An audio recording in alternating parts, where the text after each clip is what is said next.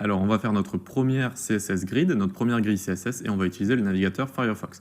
Alors, pourquoi on n'utilise pas Chrome? Parce que c'est vrai que Firefox, ils ont fait un bon travail dans la console de développement.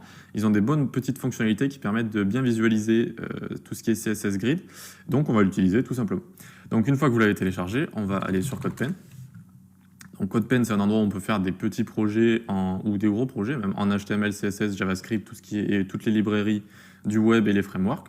Donc, on va aller ici dans Create, ici, hop, on va aller sur Pen. Et on va créer donc notre petit projet. On va travailler ici pour commencer, pour voir un peu toutes les propriétés. Donc, ici, on peut mettre on peut mettre un nom si on veut. Et donc, on va juste réduire la partie JS vu qu'on ne va pas l'utiliser. Donc, on va rester comme ça, là, super. Et donc, on va aller dans l'HTML. Donc, il y a emmet qui est activé sur CodePen, c'est-à-dire que vous pouvez faire div.conteneur, ensuite vous faites tab, et ça fait une div avec la classe conteneur. De la même façon, on va faire div.items, .item $6, $x6, hop, et du coup, ça nous fait 6 divs avec la classe items qui les relie toutes, et ensuite une classe item 1, 2, 3, qui est différente. Et donc là, on va juste mettre hop, 1, 2, 3, 4, 5 et 6. Super. Donc maintenant, on va créer notre première grille. Et pour ça, donc, on va d'abord styliser le conteneur. On va lui mettre un background color. On va lui mettre hashtag EEE. Voilà. Ensuite, on va lui mettre une largeur de 1000 px et un margin de 30 px, puis auto. Donc 30 px en haut et en bas. Et auto, ça va le centrer. D'accord. Ensuite, donc, on va faire display grid, c'est comme display flex en fait, ça permet d'utiliser grid, mais pour l'instant ça fait rien. Il va falloir générer les colonnes et les rangées. Donc pour générer les rangées, on fait grid template rows. Hop, et là on va vouloir deux rangées de 150 pixels de large. Donc on fait 150 pixels, 150 pixels. D'accord? Et là, regardez, ça a créé deux rangées ici. Avec 150 pixels, elles vont faire de hauteur, de largeur, comme vous voulez. Donc de hauteur, là, si vous voulez, elles vont faire 150 pixels, 150 pixels. Donc on a créé deux rangées. Maintenant, on va créer les colonnes. Donc on va faire grid template columns. Voilà. Et on va vouloir créer trois colonnes de 150 pixels. Donc, 1, 2 et 3. Et donc là, en fait, il y a trois colonnes ici, 150 pixels et encore ici 150 pixels, ça termine ici, on va le voir juste après, et deux rangées. D'accord? Donc là, on a déjà une grille CSS. On va juste styliser un peu tout ça pour que vous voyez un peu plus ce qui est représenté. Mais donc, les deux propriétés de base, on va dire, c'est créer des rangées, créer des colonnes, et du coup, ça crée une grille CSS. Donc, pour y voir un petit peu mieux, on va aller ici cibler items, hop. On va leur mettre un padding de 20 px et un font size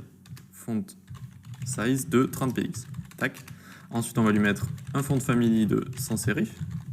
OK. Donc là, on a nos petits items ici. Et maintenant, donc, on va aller mettre de la couleur dans tous ces items pour voir un peu de quoi on parle. Donc, on va prendre l'item 1, on va lui mettre BG color de pink. Hop. Ensuite, item 2, on va lui mettre une BG color de teal, je crois. Teal, voilà, c'est une sorte de bleu stylé. Item 3, on va lui mettre yellow green, donc BG color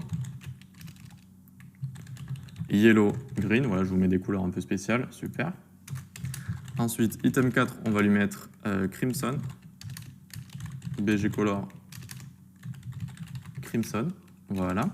Et donc, vous voyez que petit à petit, on voit notre grille qui apparaît. Et on voit un peu ce qu'on vient de réaliser. Donc, tac, crimson, golden rod, ok. Et le dernier, enfin, item 6, on va lui mettre BG color, Indian, alors pas hashtag, rouge d'Indien, Indian red. Je vais y arriver, Indian red. Voilà, super. Et donc là, on voit très bien la grille qu'on vient de créer, finalement, avec ces deux rangées de 150 px, hop, 150 px, 150 px, et ces trois colonnes ici, de 150 px.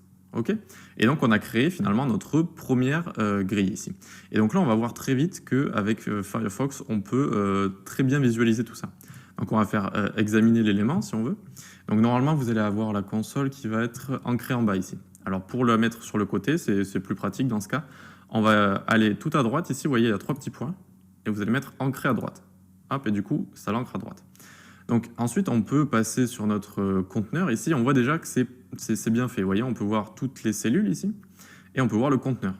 D'accord? Mais on peut aller encore plus loin. On peut cliquer sur le conteneur ici. Vous voyez, ensuite, ici, il y a écrit Display Grid. Et donc là, vous allez cliquer ici, hop, et ça va vous montrer, en fait, ça va vous montrer bien la grille comme ça. Et ensuite, donc moi, je l'ai déjà fait avant. Donc vous allez cliquer ensuite sur Afficher ce numéro des lignes ici. Hop, afficher le numéro des lignes. Et du coup, on va avoir tous les numéros de colonnes et tous les numéros de rangées ici. Ce qui va être très utile, vous allez voir dans les leçons qui viennent juste après, ça va être très utile. Du coup, en fait, on peut repérer toutes nos colonnes et toutes nos rangées. Et alors là, vous allez me dire, oui, alors on a créé 3 rangées. Pourquoi il y a 4 lignes de colonnes ici? C'est parce qu'en fait, de base, il y a toujours une ligne de rangée et une ligne de colonne, d'accord? Quand on va en créer une, on met une ligne de colonne ici, du coup, il va y avoir 2 lignes de colonne. Si on crée 2 colonnes, il va y avoir 3 lignes de colonne. Si on crée 3 colonnes, il va y avoir 4 lignes de colonne. D'accord? Il faut toujours faire n plus 1, quoi. Il faut toujours rajouter. Et exactement pareil pour les rangées. On en a créé 2 ici, mais il y a 3 lignes de colonne. D'accord? Donc c'est à peu près tout ce que je vais vous montrer. Voilà, c'est vraiment très utile ici la console, on va pas mal l'utiliser, on va la laisser là un peu tout le temps pour pouvoir bien visualiser. Et donc maintenant je voulais vous montrer tout ce qui est gouttière. Donc on va revenir ici, hop, on va faire un peu de place, on va revenir dans conteneur ici. Et donc on va faire les gouttières. Donc on va faire grid row gap et on va y mettre par exemple 30 px. Hop. Et donc là vous voyez on a créé une gouttière ici, un gap, on pourrait dire ça en anglais un écart aussi. Donc ça a été traduit en gouttière en anglais, c'est pas mal, en français c'est pas mal aussi. Et donc vous voyez on a créé une gouttière entre les rows, du coup entre les rangées, tout simplement. Et encore une fois c'est bien montré ici avec Firefox, on voit bien de quoi on parle, où sont les gouttières, etc. On peut faire la même chose pour grid column gap et mettre 30 px par exemple. Et du coup on aura des gouttières aussi entre les colonnes, tout simplement.